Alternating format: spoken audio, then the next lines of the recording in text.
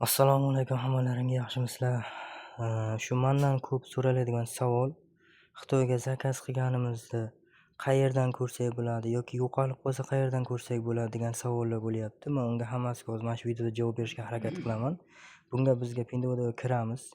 Kirganimizdan keyinsiga eng pastdagi o'ng qo'ldagi birinchisiga bosamiz. Bosganimizda mana bu yerda hamma zakaz qilgan narsalarimiz mana turibdi. Bu yoqda soatcha, moshincha, bu yoqqa yulduzchaga o'tgan, farqi yo'q. Qaysinisida turgan bo'lsa ham, shuni ustiga shunday bosamiz. Bosganimizda biz moshinchani ustiga bosdik. Shu moshinchada turgan yuklarimiz.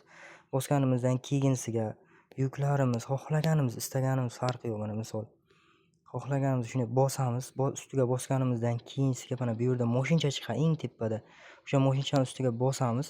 Bosganimizdan keyinsiga mana bu yerda mana Xitoyga qabul bo'lgan, Xitoy disklariga qabul bo'lgan sanasi, kuni, даже soat, minutigacha, sekundigacha ko'rsatib qo'yibdi.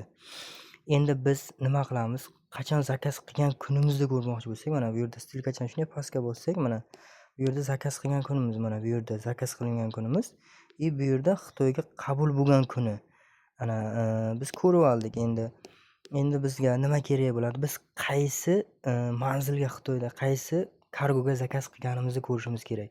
Uning uchun mana moshincha bor-ku, mana shu stilkachani shunday bossak, bosganimizdan keyin mana bu yerda adres chiqib keladi, adres.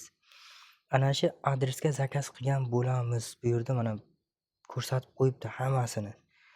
Bu yerda adres chiqib keldi. Bu yerda zakaz qilgan kunimiz sanasi, bu yerda skladga qabul bo'lgan sanasi.